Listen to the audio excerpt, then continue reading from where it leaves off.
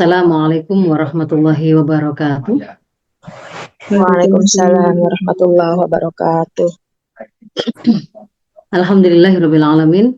Alhamdulillahilladzi arsala rasulahu bil huda wa dinil haq liyudhhirahu 'ala dini kullih wa kafa billahi syahida. Asyhadu an la ilaha illallah wa asyhadu anna Muhammadan abduhu wa rasuluh. Allahumma shalli 'ala sayyidina Muhammad wa 'ala ali sayyidina Muhammad. Rabbi shrah li sadri wa yassir li amri wa hlul 'uqdatam min lisani yafqahu qawli, amma ba'd. Alhamdulillahirabbil alamin. Sangat berbahagia sekali Bapak Ibu bisa bertemu dengan Bapak Ibu sekalian dalam majelis ilmu kita yang insya Allah adalah forum yang mubarakah. Saya diminta untuk menyampaikan bagaimana seharusnya kita melakukan parenting ideal agar remaja bisa memahami adab bergaul dengan lawan jenis. Ini yang akan menjadi isi dari penjelasan saya. Ada 4 sub bahasan. Yang pertama, kita akan mendudukkan dulu yang dimaksud dengan parenting ideal itu yang seperti apa dalam hal ini. Lalu yang kedua, kaitannya dengan upaya kita untuk membuat generasi muda Islam itu menjadi generasi yang beradab, itu tidak bisa dilepaskan dengan profil kepribadian Islam mereka. Maka di subbab kedua itu akan kita bahaskan sedikit tentang bagaimana kita membentuk satu kepribadian Islam yang kuat pada generasi. Lalu yang ketiga masuk ke dalam pembahasan tentang rambu-rambu pergaulan. Tapi karena kalau saya lihat dari prolog maupun dari pembagian dengan narasumber satu, di situ juga ada bahasan terkait dengan pendidikan kesehatan reproduksi atau pendidikan seksualitas, maka di situ saya jelaskan keduanya dalam satu rangkaian begitu ya. Bagaimanakah pendidikan seksualitas yang di dalamnya juga ada penjelasan tentang rambu-rambu pergaulan dalam Islam. Dan yang terakhir nanti kita akan tutup dengan langkah apa yang harus kita lakukan agar perlindungan kita kepada generasi bisa kita sempurnakan. Subbab yang pertama, bagaimana kita memaknai parenting ideal. Saya mengawalinya dengan tadi saya mencoba membuka Kamus Besar Bahasa Indonesia untuk bisa mendapatkan apa sih definisi dari ideal itu. Ternyata di sana dituliskan, dikatakan ideal itu adalah ketika sesuatu itu disifati, ini adjektif ya, disifati sangat sesuai dengan apa yang dicita-citakan atau diangan-angankan atau dikehendaki. Kalau kemudian pembahasan kita ini adalah orang-orang yang beriman, tentu sebagai orang-orang yang beriman kita hidup itu sudah dengan satu visi misinya sendiri. Kita memiliki satu tujuan hidup dan kondisi ideal yang pasti ingin kita raih.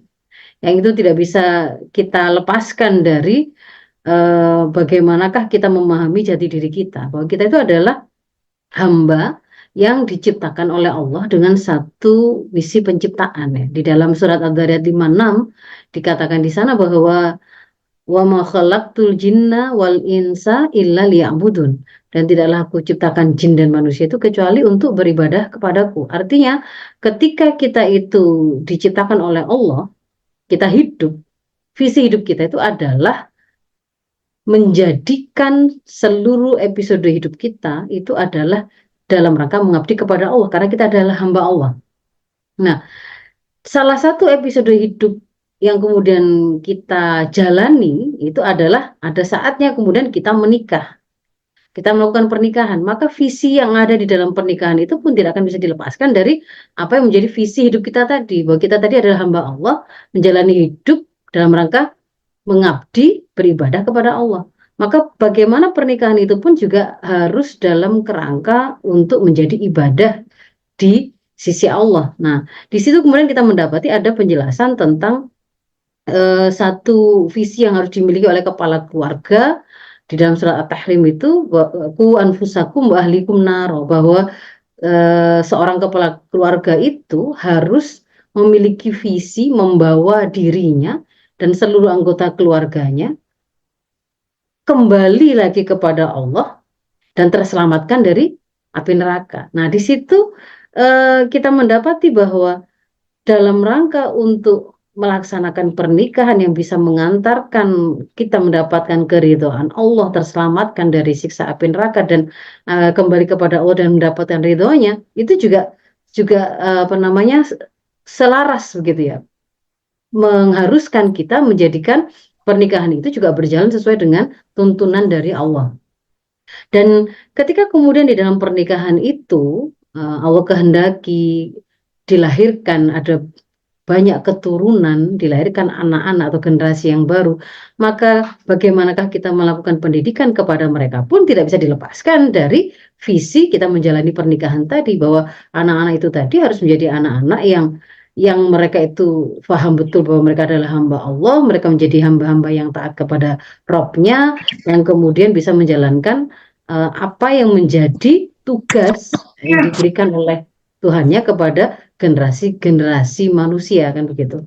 Nah, dari di sini kita bisa mendapatkan satu benang merah bahwa kondisi ideal bagi kita itu adalah ketika kita berhasil merealisir apa yang menjadi visi hidup kita, yaitu menjalankan seluruh episode hidup kita itu sesuai dengan tuntunan Allah, dan itu terjemahkan dalam setiap episode hidup kita. Maka bertanyanya kita kepada bagaimanakah cara parenting kita, pendidikan dan pengasuhan yang kita lakukan kepada mereka, yang ideal itu seperti apa? Yang ideal itu ya mestinya yang kemudian kita kaitkan dengan visi hidup kita, visi pernikahan yang kita miliki, dan visi pendidikan anak dalam pandangan Islam. Artinya kita harus bertanya kepada bagaimana tuntunan yang diberikan oleh Islam supaya kita bisa merealisir apa yang menjadi cita-cita kita tadi. Nah, dan ini sebenarnya adalah sesuatu yang sifatnya konsekuensi dari keimanan yang kita miliki. Menjalankan seluruh episode hidup kita, termasuk ketika kita itu mau mendidik anak-anak kita dengan cara seperti apa, itu adalah dengan menggunakan aturan Allah, itu adalah konsekuensi dari keimanan kita. Sebagaimana disampaikan oleh Allah di dalam Al-Quran Al-Maidah 49 ini, ya, di sana Allah berfirman, wa anihkum bainahum bima anzalallah wa la tattabi' ahwa'ahum. Jadi kita diminta untuk memutuskan perkara apapun yang menjadi persoalan yang hendak kita cari solusinya, itu bima anzalallah, dengan apa yang sudah diturunkan oleh Allah. Yang sudah diturunkan oleh Allah di sini ini adalah Al-Quran, ya, yang dia turun menjadi, di dalam surat An-Nahl 69 itu menjadi tibyanan likulli syai', ya. Dia itu menjadi penjelas, menjadi solusi atas segala persoalan. Apapun yang kemudian mau kita cari solusinya sudah ada sebenarnya di dalam Islam, karena Allah sendiri memberikan penjelasan atau keterangan bahwa Al-Quran yang diturunkannya itu sudah memuat tibyanan, penjelasan atas segala sesuatu kulli syai'. Dan bahwa kembali dan merujuk kepada syariah Islam tadi, tuntunan Allah tadi, itu justru sesuatu yang harusnya jadi satu-satunya pilihan.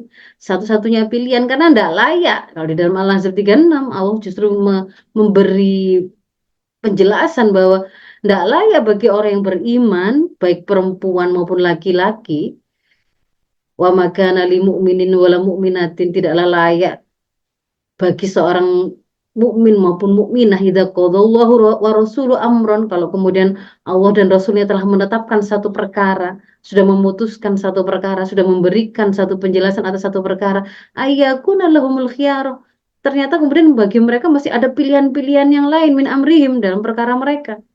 Ini nggak layak melakukan seperti itu. Justru selain kita paham bahwa mengambil tuntunan dari syariah Allah itu memang adalah sesuatu yang merupakan konsekuensi iman kita, dan kita tidak berpikir bahwa masih ada pilihan-pilihan yang lain yang bisa mungkin kita kolaborasikan atau bahkan kita berpikir yang lebih baik. Yang pertama justru menjadi mindset kita itu adalah merujuk kepada Islam, itu adalah penjelasan solusi yang terbaik yang bisa kita dapatkan, karena dia berasal dari zat yang maha benar, dia berasal dari pencipta kita, manusia, alam semesta dan kehidupan, termasuk pencipta anak-anak kita yang paling tahu bagaimana hakikat ciptaannya, apa yang sekiranya bisa membuat mereka jadi rusak, apa yang sekiranya bisa membuat mereka menjadi bahagia, ya, menjadi mendapatkan kebaikan atau keburukan. Yang paling tahu adalah penciptanya. Maka ini adalah yang saya maksudkan dengan kondisi ideal tersebut. Maka parenting ideal itu adalah sebuah proses pendidikan dan pengasuhan yang kita lakukan yang mengacu kepada tuntunan yang diberikan oleh Islam. Dalam hal ini kita bisa sampaikan bahwa pendidikan anak yang kita lakukan itu tidak boleh kalau kemudian kita hanya anggap itu sebagai sesuatu yang sifatnya sampingan dari tugas kita, gitu ya.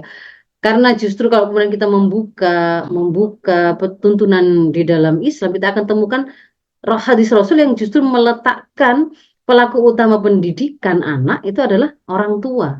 Ya. Tidaklah dilahirkan satu bayi pun kecuali mereka itu dilahirkan dalam keadaan fitrah. Maka kedua orang tuanya lah yang kemudian akan membentuknya menjadi orang-orang Yahudikah, Nasronikah, Majusikah, kan begitu. Mamin mauludin illa yuladu alal fitrah. Wa abawahu yuhawidani au yunassironi au yumajisani. Jadi di situ kita diberitahu bahwa tanggung jawab pendidikan anak kita, goresan pertama, fondasi dan warna pertama dari profil yang kemudian ada pada anak-anak kita itu adalah orang tua sebagai penggaris utamanya yang menuliskan awalnya. Dan kita memahami bahwa ternyata mendidik anak itu bagian dari visi misi hidup kita tadi. Saya sudah terangkan tadi di depan. Dia adalah salah satu kewajiban dari kewajiban-kewajiban yang kita miliki, yang harus kita sempurnakan, dan kelak kita akan diminta pertanggungjawabannya oleh Allah. Karena ini adalah satu amanah yang diberikan oleh Allah. Sehingga karena kita hanya diberi amanah, bagaimana cara kita mendidik anak-anak kita itu bukan mengikuti mau kita, tetapi kita harus bertanya kepada sang pemberi amanah. Implikasi dari bagaimana cara kita, performance kita dalam mendidik anak-anak kita itu tidak hanya di dunia ini. Mereka nanti jadi anak yang rusak ataukah baik, mereka jadi anak yang pelaku maksiat ataukah anak-anak yang soleh, itu nggak hanya di dunia ini begitu ya, tapi juga sampai di akhirat. Implikasinya sampai pada urusan surga dan neraka. Sehingga dalam hal ini, ketika kita bicara mendidik anak, Bapak Ibu tidak boleh sekedar hunting ya, informasi-informasi yang sifatnya itu cuma ngejar tips and tricks, yang sifatnya itu maunya sesuatu yang serba instan untuk kemudian mendapatkan satu langkah praktis tertentu, lalu kemudian langsung dilakukan tanpa memahami apa yang kemudian menjadi kurikulum besarnya atau potret besarnya bagaimana kita seharusnya mendesain dan membangun profil anak-anak kita.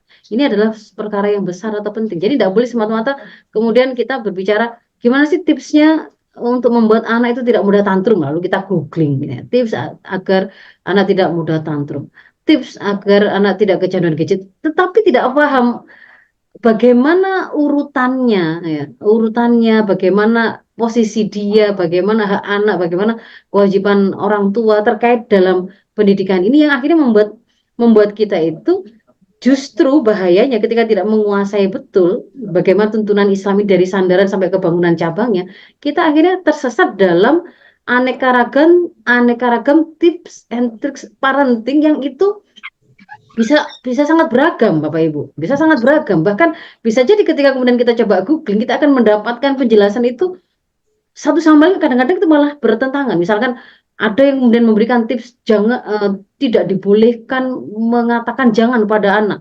Kemudian ada yang di tips yang lain boleh atau itu justru harus ada, gitu ya.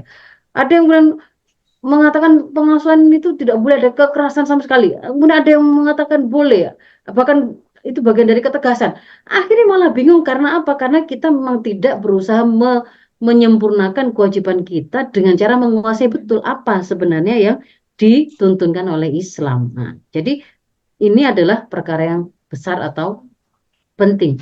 Masuk ke dalam bahasan yang kedua. Jadi bagaimana kita itu harus mencetak dan membentuk profil anak-anak kita, begitu ya. Tadi saya membaca di chat Q&A maupun di chat Zoom tadi sudah ada beberapa pertanyaan yang bertanya. Jadi gimana sih sebenarnya kalau kita itu mau mencetak anak-anak kita itu akhirnya supaya nggak mudah dipengaruhi oleh temannya, supaya mereka itu jadi soleh itu seperti apa? Ada penjelasan dan penggambaran yang sangat bagus yang bisa kita ambil dari apa yang disampaikan oleh Allah di dalam surat Ibrahim ayat 24-25. Jadi di dalam ayat ini Allah mengambil satu perumpamaan ya, mengajak kita untuk mengambil pelajaran dari perumpamaan yang dibuat oleh Allah untuk kemudian kita juga menjadi lebih mudah memahami. Alam taro kaifa daraballahu mathalan kalimatan thayyibatan. Apakah kamu nggak memperhatikan bagaimana Allah itu telah membuat satu permisalan tentang kalimat yang baik. Kalimat yang baik itu seperti apa? Kasyajaratin toyibatin. Dia itu seperti pohon yang baik. Bagaimana gambaran pohon yang baik itu?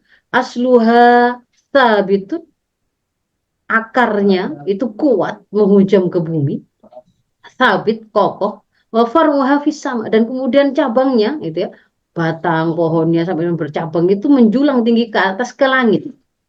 Tu'ti ukulaha kullahinin biidzni rabbiha. Kemudian pohon itu menghasilkan buah yang bisa memberi manfaat kepada manusia, bahkan dikatakan kullahinin, setiap masa dengan seizin Tuhan.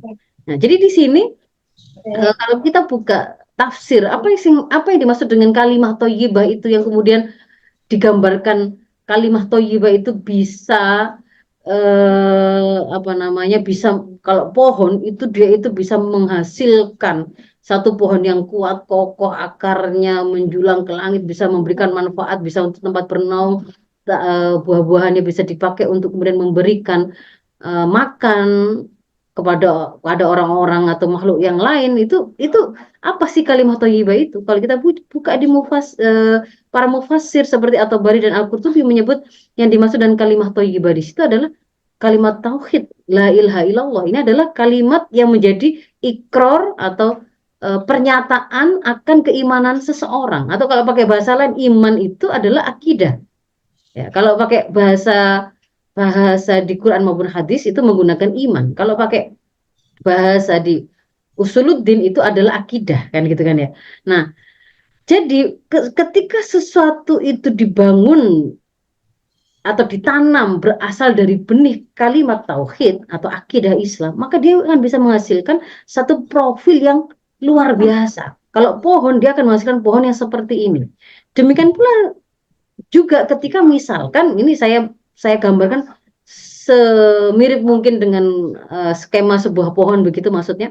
Kalau misalkan akidah ini, tauhidullah tadi itu kita jadikan sebagai suatu benih untuk membangun profil kepribadian anak-anak kita, maka dari akidah ini, dari keyakinan dia bahwa dia adalah hamba Allah yang diciptakan oleh Al-Khaliqnya, Allah yang juga sekaligus Al-Mudabbir, Allah yang Maha mencipta segala sesuatu tadi itu juga kemudian menetapkan bahwa misi hidup kita, ciptaannya adalah untuk mengabdi kepadanya dengan cara bagaimana menjalani semua episode hidup kita sesuai dengan tuntunannya. Tuntunannya sudah diturunkan dalam bentuk Al-Quran. Bagaimana kemudian kita bisa memahami tuntunan itu, diberikan kita modal Al-Quran. Sampai kemudian kita mengerti bahwa anak-anak kita atau siapapun yang membangun profil kepribadian dirinya itu dengan akidah ini, dia akan tahu bahwa dia akan punya pilihan cara menjalani hidup ini, yaitu dengan cara mengambil tuntunan dari syariat Allah tadi.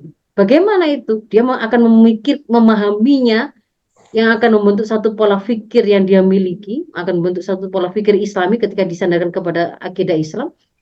Dan ketika pola pikir Islam ini menghasilkan satu pemahaman, maka pemahaman itu ketika kemudian dipakai untuk mengikat hawa nafsunya, dia butuh makan, dia butuh minum, dia mau bergaul, dia mau pakai baju, dia mau melakukan apapun, dan dia bertanya kepada pemahamannya yang sudah dibangun atas sandaran Islam tadi, maka akan melahirkan satu pola sikap yang Islami.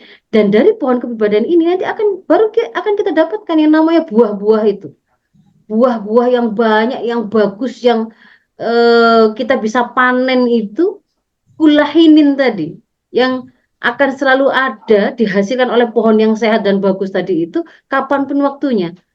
Anak-anak kita itu akan menjadi anak-anak yang mereka itu solih, yang taat kepada Tuhannya, sholat wajibnya pasti kemudian terjaga. Dia akan menjadi generasi yang berusaha untuk bisa menjadi pemimpin yang mengelola bumi sesuai dengan tuntunan Allah. Dia akan menjadi khairu ummah yang melakukan amar ma'ruf nahi mungkar. Dia akan menjadi generasi yang cinta ilmu. Termasuk di dalamnya adalah dia akan menjadi manusia-manusia yang memiliki sifat iffah, menjaga kehormatan dan kemuliaan dirinya. Nah, di sini ini kan sebenarnya yang menjadi bahasan kita. Anak-anak yang mengerti bagaimana adab bergaul, yang bisa menjaga kemuliaan dan kehormatan dirinya. Ini adalah posisinya adalah buah, gitu loh. Kalau kita berhasil menanam pohon ini, menjaganya tetap tumbuh sehat kuat sesuai dengan tahapan tumbuh kembangnya, maka pada waktu kemudian dia menghasilkan buah, buah ini pun meskipun dia itu ada di rumah yang di situ ada pengawasan orang tua, dengan ketika satu saat misalkan dia itu kuliah ke luar kota, maka buah-buah ini juga akan tetap diproduksi oleh pohon ini. Tetapi kalau kemudian kita tidak menanam pohon ini, ibaratnya kita cuma membeli buah mangga yang sudah kita pilih yang manis di pasar lalu kita tempelkan di sini. Misalkan hari ini kita mendapati sama-sama tampilannya menutup aurat gitu ya. Kelihatannya kok berhijab.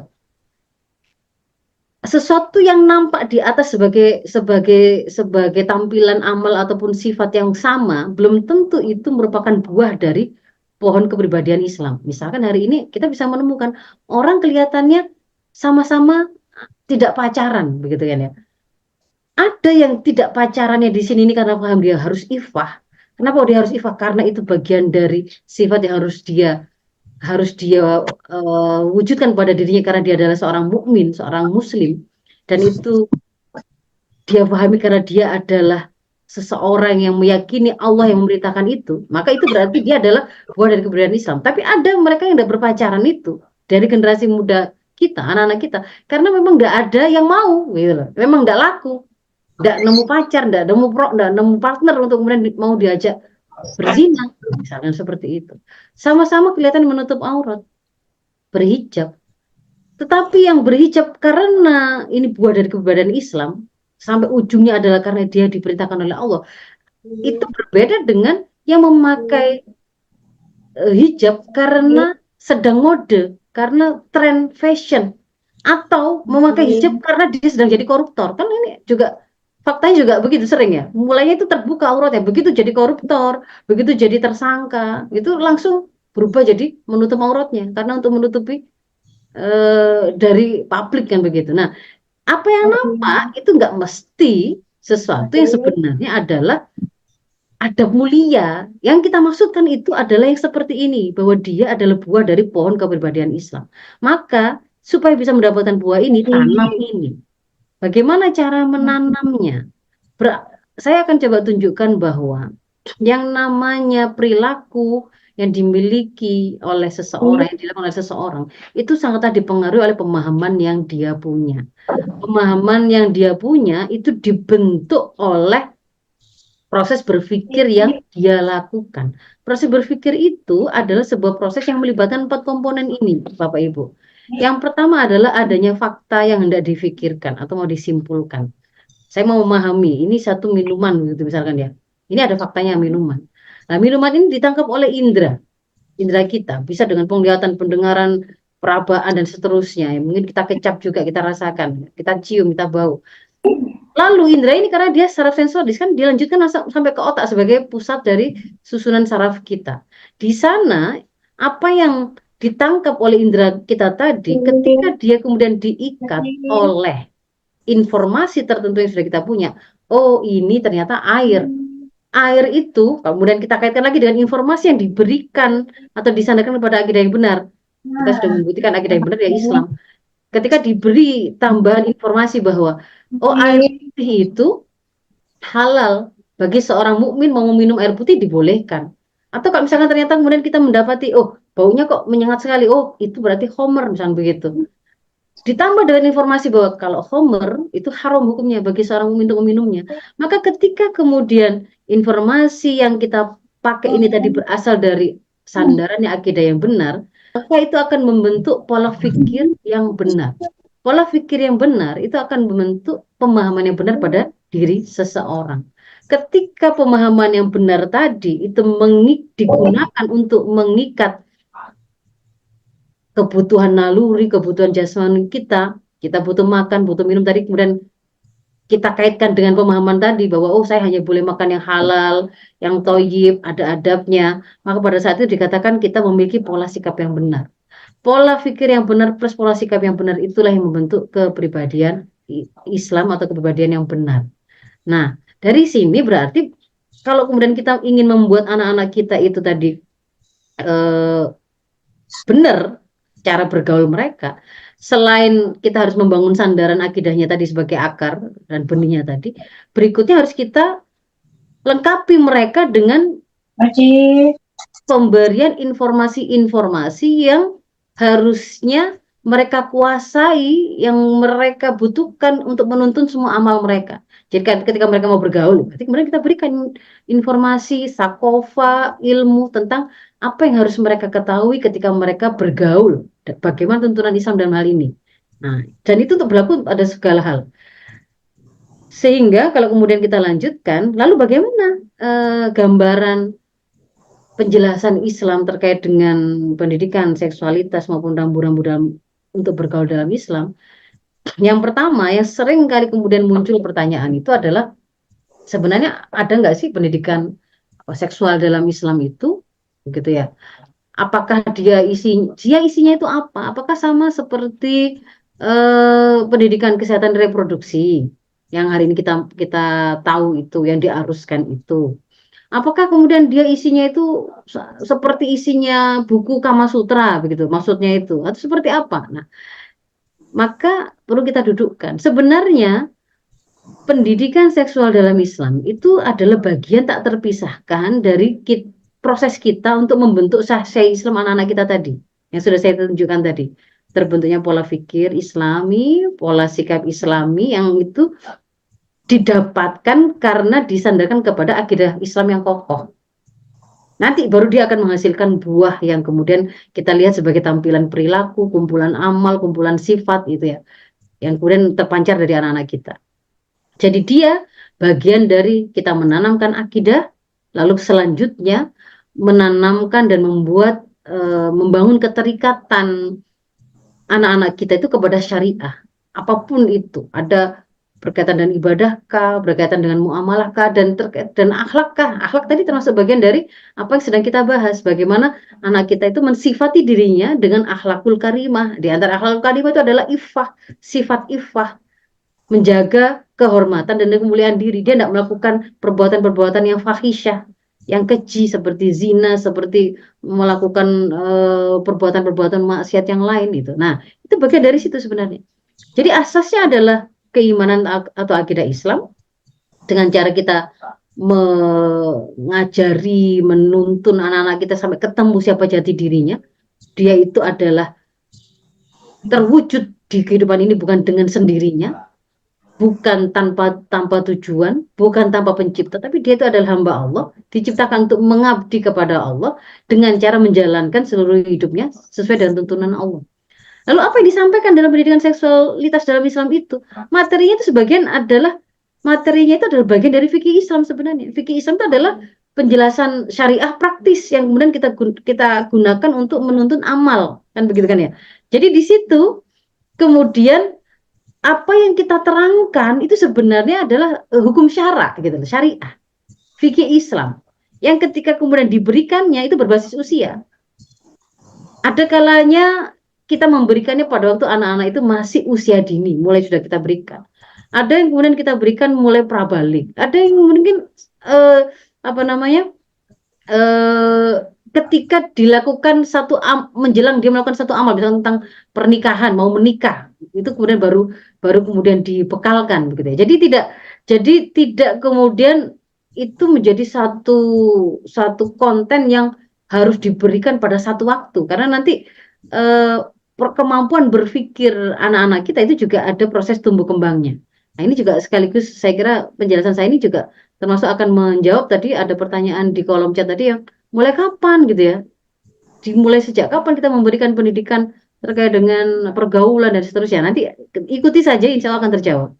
Nah, tujuannya bagaimana? Beda dengan pendidikan kesehatan reproduksi yang hari ini kita kita dapati dan itu diaruskan bahkan masuk dalam kurikulum bisa jadi di sekolah-sekolah kita ya, sekolah anak-anak kita. Yang sebenarnya pendidikan kesehatan reproduksi remaja itu tuh ngadopsinya, ngambil kontennya itu hanya mengikuti dan copy paste saja dari prinsip safe sex sama healthy sex yang diberikan oleh UNAIDS ya, United Nation khusus untuk Badan PBB untuk menangani infeksi HIV/AIDS itu ya.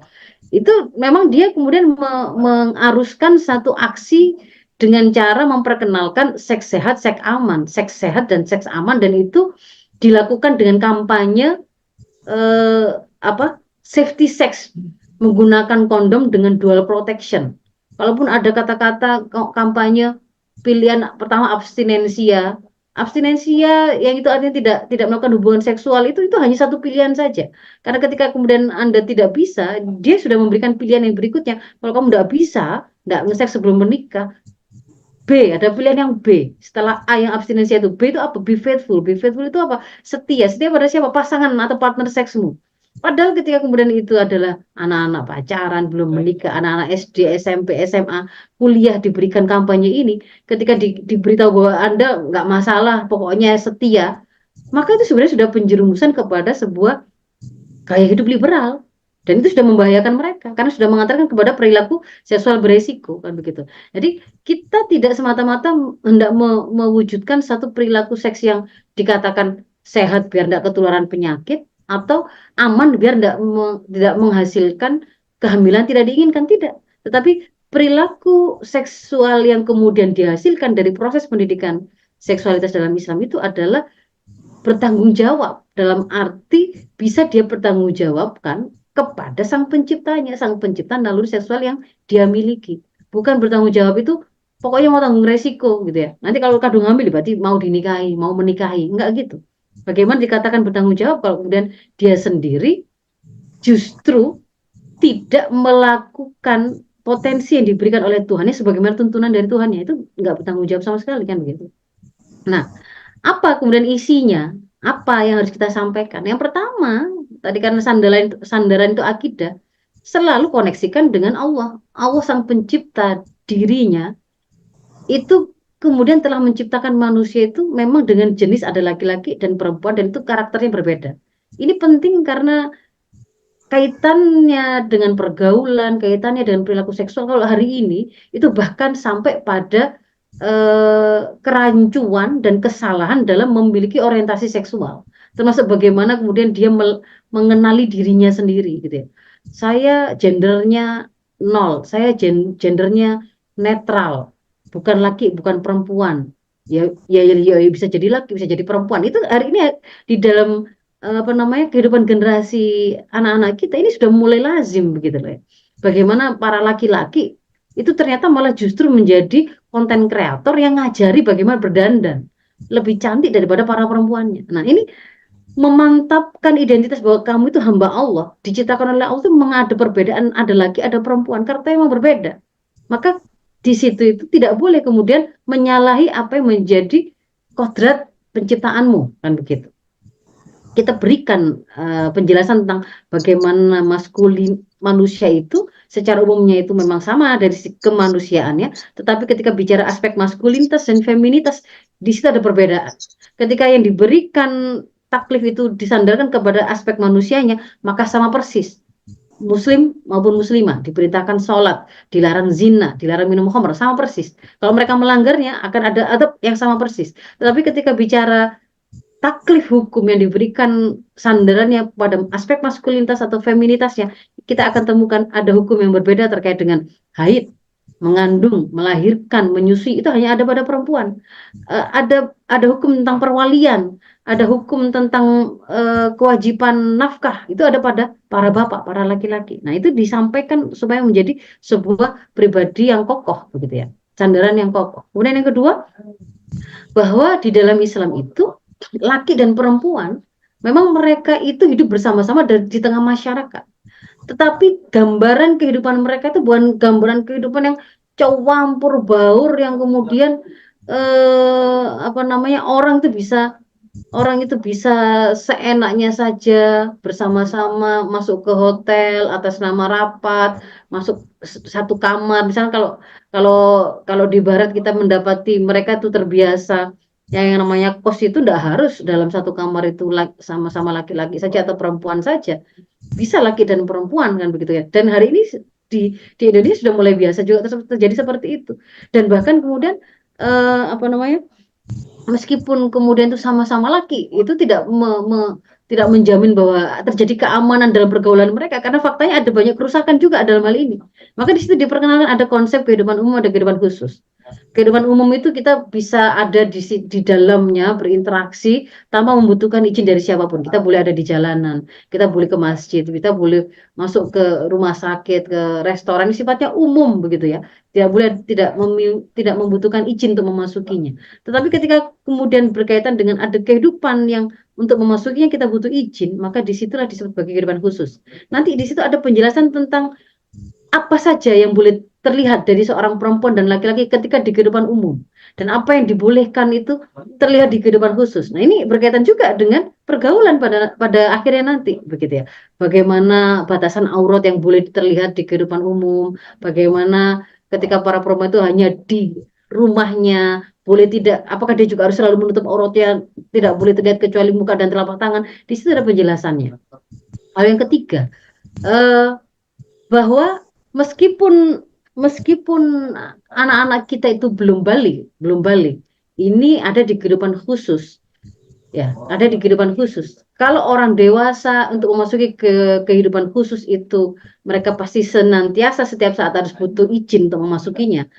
Kalau anak-anak itu untuk memasuki kamar orang tua, memasuki rumah orang tua itu tidak membutuhkan izin, tetapi pada 3 waktu ini itu diperintahkan untuk meskipun anak-anak harus minta izin, yaitu nanti silakan dibuka di surat Al-Ahzab ya, bahwa An-Nur ini ya, An-Nur ini seharusnya ini yang 3 waktu aurat itu, yaitu ketika sebelum sholat subuh, lalu tengah hari, setelah sholat isya. Nah, ini juga ada hubungannya nanti dengan pengaruh mereka dalam bergaul nanti. Kenapa? Karena pada masa-masa itu adalah masa-masa di mana aurat orang tuanya itu terbuka. Hari ini kita bisa mendapati anak-anak sudah mulai teracuni dengan satu satu apa namanya kecanduan pada porno aksi tertentu. Itu ada kala itu nggak melalui gadget, bahkan mungkin karena kemiskinan, karena kecerobohan dari orang tua, itu mereka melihat orang tuanya sendiri ketika kemudian dalam kondisi terbuka auratnya, dan itu sesuatu yang sebenarnya adalah salah. Nah, di Islam sudah diberikan penjelasan seperti ini. Nah, ketika kemudian tadi ada pertanyaan mulai kapan? Kalau kita lihat ini diberikan kepada siapa? Ini anak-anak bahkan yang belum belum dia itu belum balik sekalipun, dia diperintahkan untuk meminta izin ini ketika masuk kamar orang tuanya. Lalu yang berikutnya, ada kewajiban memisahkan tempat tidur anak ketika mereka sudah berusia 10 tahun. Dimulai dari 7 tahun maksimal 10 tahun. Mereka harus mulai dipisahkan tempat tidurnya.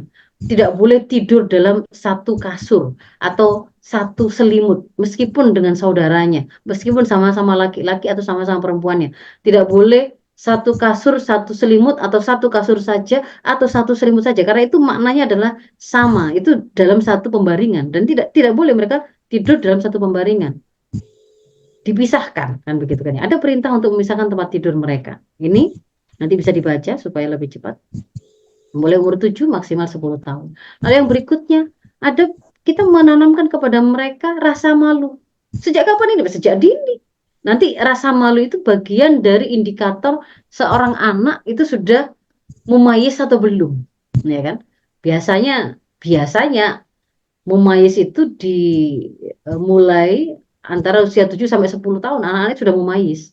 Tapi sebelum itu, meskipun mereka belum mengenal rasa malu, sudah kita perkenalkan konsep malunya itu. Loh, kok terlihat auratnya, kok belum pakai celana, habis dari kamar mandi kok sudah jalan-jalan keluar, malu dong. Nah, diperkenalkan begitu.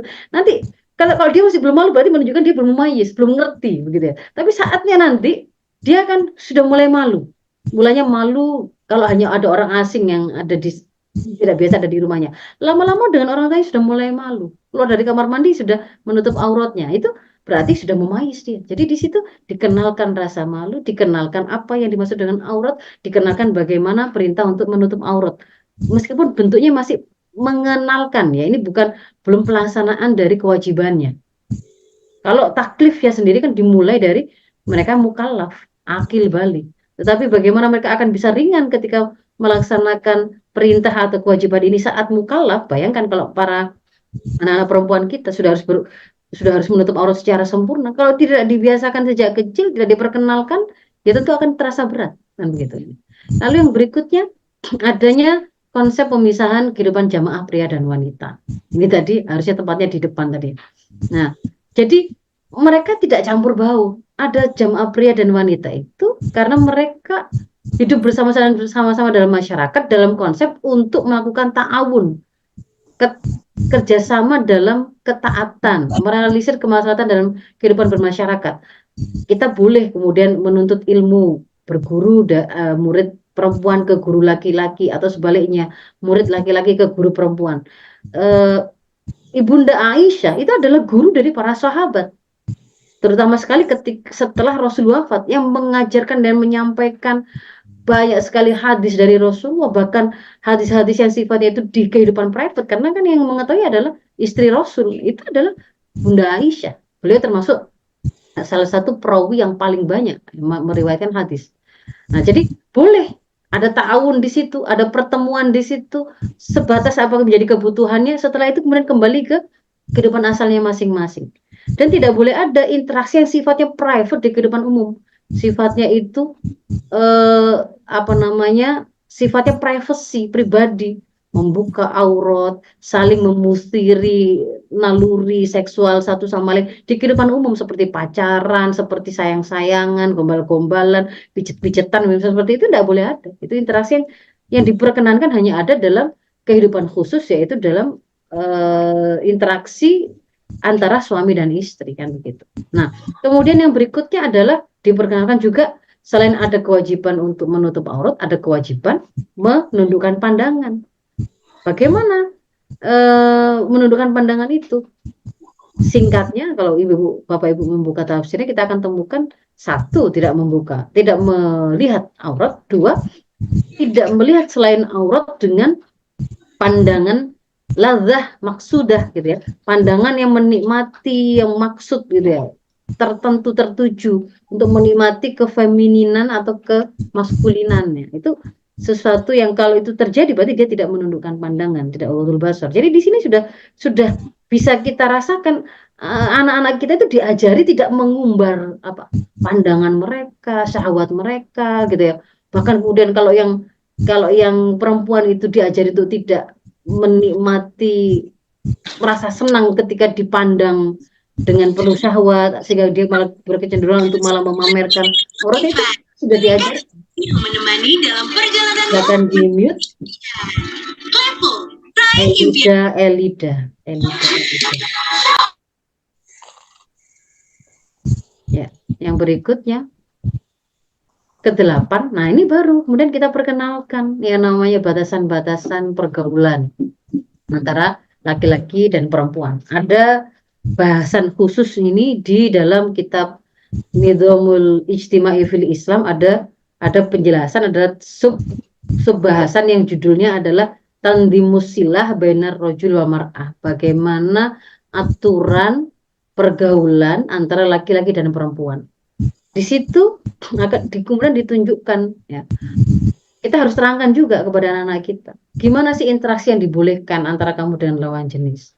Kalau hari ini Bapak Ibu tidak hanya dengan lawan jenis, saya kira. Jadi karena ketika kemudian kita bicara sesama jenis pun hari ini sudah ada banyak perilaku pergaulan yang salah, begitu ya. Misalkan kalau kamu satu kamar dengan temanmu, nah, sama-sama laki-laki, sama-sama perempuan, meskipun sesama laki maupun sesama perempuan, tidak boleh terlihat dari dirimu itu auratmu begini batasannya.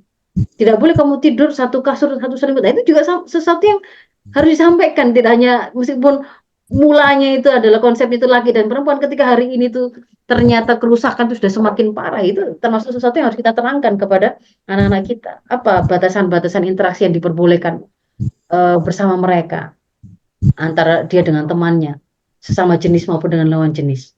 Yang boleh itu adalah interaksi-interaksi yang sifatnya umum dalam rangka ta'awun. Tidak boleh di situ ada yang namanya kholwat, tidak boleh ada yang namanya mojok, gitu ya. Tidak boleh yang kemudian interaksi itu seperti menutup, meskipun tempatnya itu tempat publik, tetapi ketika kemudian suasananya, nuansa itu tidak memungkinkan orang ketiga masuk menimbun ke dalam forum mereka, berarti itu adalah kholwat. Tidak boleh ada fenomena campur baur begitu. Nonton bioskop campur baur yang di situ kemudian ada lazimnya itu kemudian orang justru memanfaatkan situasi gelap bercampur baur itu untuk melakukan hal-hal yang kemudian haram di situ tuh. Nah, itu termasuk bagian sesuatu yang boleh kita terangkan, ikhtilat. Jelaskan juga bagaimana berbagai macam bentuk pergaulan yang hari ini rusak. Ada tuntunan wala taqrabuz zina innahu kana fahisyatan wa sa'a sabila. Kita tunjukkan zina itu haram, mendekati zina sudah haram. Apa contoh-contoh mendekati zina itu? Mojoknya, gombal-gombalnya, pacaran. Nah, itu kemudian diterangkan supaya kemudian mereka bisa memahami apa namanya, jalan menuju kerusakan yang akan merugikan, akan mereka sesali tadi. Tidak harus kemudian mereka itu menjadi orang yang sadar dengan jalan harus pernah merasakan kerusakannya dulu, pernah hamil, pernah aborsi, pernah kemudian akhirnya mengalami rahimnya diangkat, baru sadar bahwa ternyata pacaran itu merugikan. Enggak, kita sampaikan sakofa yang mereka butuhkan supaya mereka itu kemudian tertuntun oleh itu, begitu ya. Bagaimana, boleh nggak sih yang namanya boncengan laki perempuan itu dijemput sama temannya atas nama mau kerja kelompok? Boleh nggak nanti ketika kerja kelompok itu kemudian kita itu ada di kamarnya dengan siapa ya? Dengan teman saya tadi saja. Nah, itu kadang-kadang mereka tuh tidak paham dan itu tidak pernah disiapkan oleh orang tuanya. Lalu yang berikutnya, ke-9, yang ada kaitannya dengan pergaulan, ada kaitannya dengan identitas, feminitas, maskulinitas, laki perempuan itu adalah, dan juga reproduksi itu adalah masa balik. Maka di situ juga harus kita siapkan anak-anak kita untuk bisa menghadapi masa balik ini. Apa sih yang kapan dikatakan balik itu? Ada alamatul bulughnya, ada tanda-tanda baliknya, ada tanda-tanda atau ciri-ciri pubertasnya. Ciri-ciri yang sifatnya itu terjadi dalam tubuh dia. Oh, mulai ada kematangan sel telur, oh ada produksi sel sperma yang sudah mulai dikeluarkan, dan ada tanda yang bisa terlihat dari luar. Bagaimana rambut sudah muncul, perubahan suara, berbentuknya otot, lemak di sana sini yang itu kemudian membentuk menjadi berbeda laki dan perempuan. Maka itu kemudian juga kita terangkan. Ketika itu terjadi, ketika itu sudah balik, kalau kemudian kalian berhadas besar, apa yang harus dilakukan? Diterangkan itu. Bagian dari syariah yang harus mereka kuasai. Ingat bahwa kewajiban utama orang tua itu adalah menyempurnakan kewajiban dia untuk menyiapkan anak kita itu saat mereka mukallaf, mereka sudah siap mengemban taklif dari Tuhannya. Jadi ini pasti akan ditanya kepada kita. Bukan kok anakmu gak jadi profesor, kok anakmu gak jadi dokter, enggak. Tapi kok anakmu gak ngerti ketika dia mukallaf dia harusnya taat kepada Tuhannya. Itu harus kita sampaikan. Yang berikutnya, mulai. Nah, ini jadi sesuatu yang sifatnya tadi kesehatan tadi ya penting, tetapi dia itu harus jelas sandaran tadi, ternyata akidah ujungnya tadi, pangkalnya tadi. Kalau ujuk-ujuk di sini lalu dikasih tahu bahwa kan banyak yang hamil di luar nikah, kan banyak kena penyakit, maka supaya sehat, supaya aman artinya nggak sampai hamil di luar yang tidak diinginkan, sehat supaya tidak ketularan infeksi menular seksual. Akhirnya ujungnya ternyata solusinya hanya menggunakan dual proteksi kondom, kan begitu saja ternyata. Maka itu akan malah merusak, malah justru akan membuat anak-anak kita malah liar. Itulah mengapa kenapa usaha sudah memperkenalkan, memasukkan kurikulum KRR itu ke sekolah kok tapi tetap tidak menurun ya, karena tidak menapaki langkah sebagaimana yang tadi saya gambarkan. Buah itu diproduksi oleh pohonnya. Pohon kepribadian Islam tidak ditanam, tiba-tiba kita berharap ada buah yang bisa kita petik, tidak bisa. Jadi di sini kita kenalkan tentang kesehatan reproduksi itu. Ada alat-alat reproduksi yang kalian harus jaga.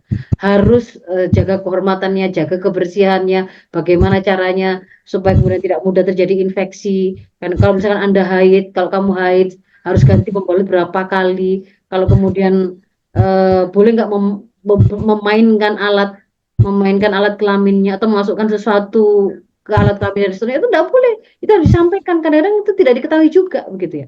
Sehingga ada yang karena keingintahuan anak itu tiba-tiba kemudian memasukkan sesuatu ke sana dan seterusnya, itu membahayakan. Nah, yang ke-11 ini bahkan jika diperlukan, dan menurut saya juga diperlukan, karena situasi hari ini itu tidak ada perlindungan yang kita dapatkan dari sistem ya. Secara teknis bahkan perlu juga diberikan tips maupun kalau perlu disimulasikan bagaimana cara anak-anak kita itu melindungi diri dari kejahatan seksual. Misalkan, nah kalau misalkan ya ada tukang siapapun lah itu, misalkan tukang jualan es di sekolahmu, dia bilang mau ngasih kamu satu mangkok es, tapi dia pengen lihat lihat kelaminmu, auratmu, boleh apa enggak? Kita kayak bikin simulasi kira-kira kejahatan yang mungkin muncul ada di sekitar dia. Kalau misalkan ada yang ngajak kamu, tiba-tiba dibawa ke tempat sepi, hanya kamu berdua, lalu kemudian ada yang narik-narik memainkan celanamu, boleh apa enggak kayak begitu? Enggak boleh. Kalau misalkan enggak boleh seperti itu, apa yang kamu lakukan? Lari. Kalau kemudian belum bisa lari, bagaimana? Teriak yang keras. Kalau misalnya ada yang kemudian tadi sempat mau melakukan kejahatan, lalu kamu berhasil lolos, apa yang kamu lakukan berikutnya? Nanti tak laporkan ke bu guru, lalu dan seterusnya. Itu disimulasikan supaya kemudian mereka juga mengerti bagaimana langkah-langkah praktis yang bisa mereka lakukan untuk melindungi dari kejahatan seksual. Kalau hari ini harus menjadi satu perhatian khusus tambahannya, penggunaan gadget pada generasi kita. Karena di situ memang kemudian ini ada penjelasannya tersendiri dan tidak akan saya terangkan hari ini secara detail ya. Jadi bagaimanapun juga ada andil orang tua yang membuat anak-anak kita bisa jadi terpapar pornografi, porno aksi, ataupun kemudian hal-hal lain yang sifatnya adiktif ya, game online dan seterusnya. Itu ada pertanggungjawaban tersendiri dan ada cara untuk melindungi mereka dari kerusakan tersebut.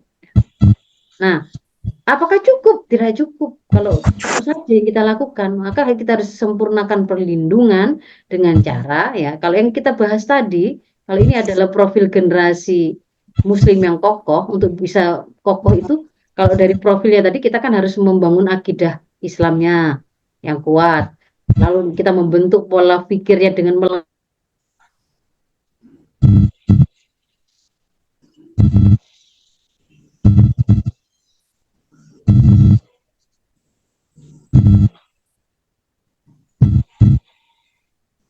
kok saya di mute ini tadi, mulai kapan mute-nya ya?